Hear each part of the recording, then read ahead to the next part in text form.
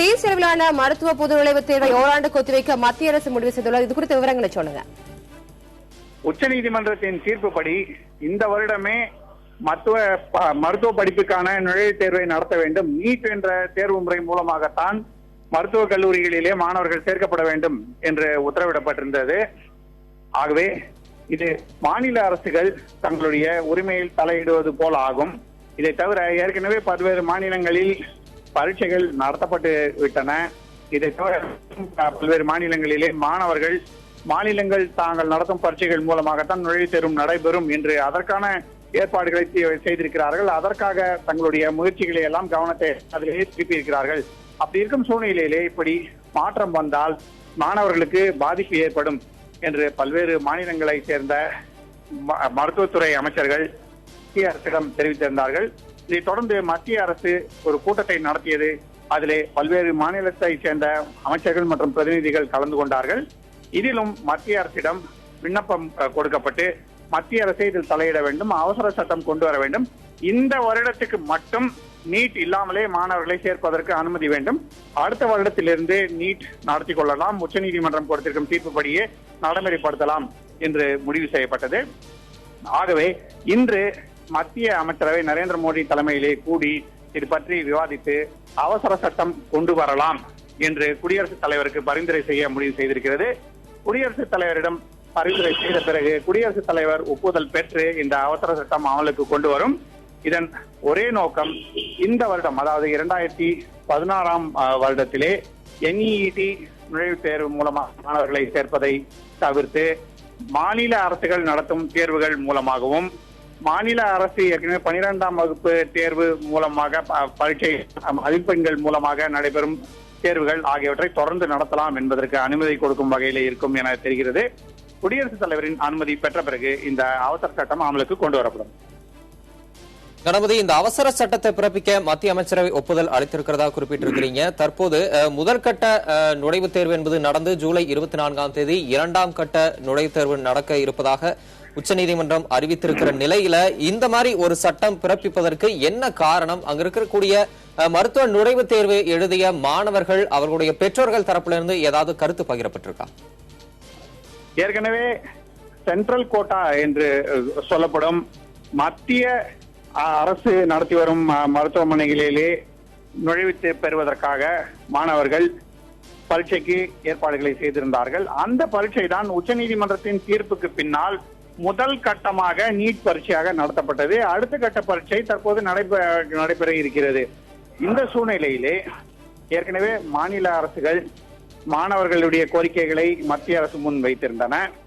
உத்தரப்பிரதேசம், கர்நாடகம், தமிழ்நாடு, ஆந்திரா, தெலுங்கானா, மகாராஷ்டிரா உள்ளிட்ட பல்வேறு மாநிலங்கள் நீட் நுழைவுத் தேர்வு இந்த வருடத்துக்கு வேண்டாம், ஏனென்றால் இது ரொம்பவும் கடைசி நேரத்திலே மாணவர்களை கட்டாயப்படுத்துவது போல ஆகிறது என்று மத்திய அரசிடம் முறையிட்டன, உச்சநீதிமன்றத்திலும் முறையிட்டன.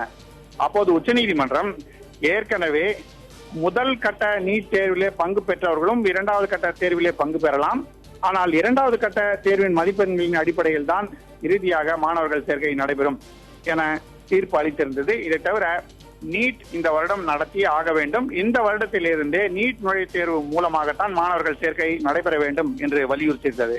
ஆகவே வேறு வழியின்றி மாநிலங்களைச் சேர்ந்த பிரதிநிதிகள் மத்திய அரசிடம் முறையிட்டார்கள். மத்திய அரசு நீட்டுக்கு ஆதரவாகத்தான் இருக்கிறது, நீட் நுழைவுத் தேர்வு நடத்த வேண்டும் என்றுதான் சொல்கிறது.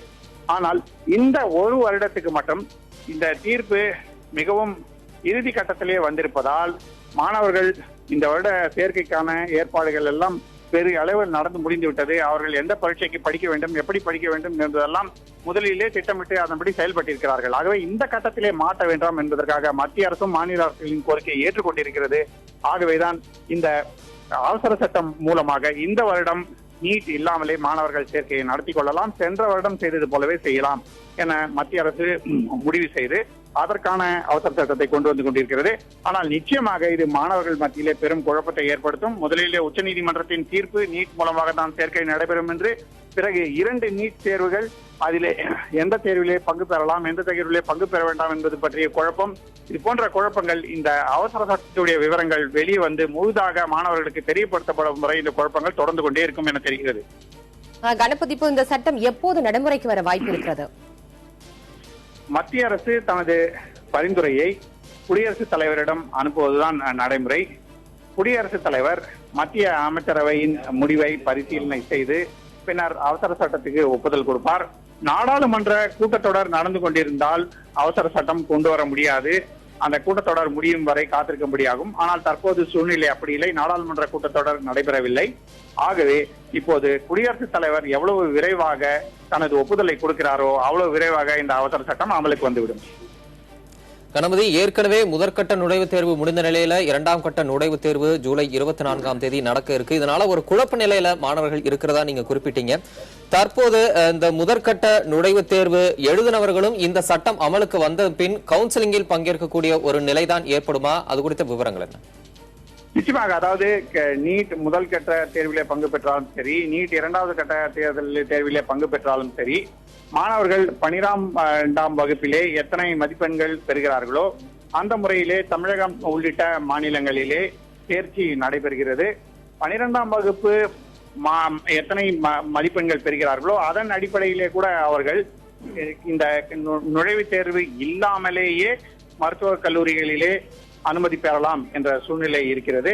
அப்படிப்பட்ட சூழ்நிலையிலே ஒவ்வொரு மாநிலத்திலும் ஏற்கனவே அவர்கள் எந்த நடைமுறை கடைபிடித்து வந்தார்களோ அதே நடைமுறை படியே, அதாவது சென்ற ஆண்டு நடந்ததை போலவே இந்த ஆண்டும் நடப்பதற்கான வாய்ப்பு இருக்கிறது.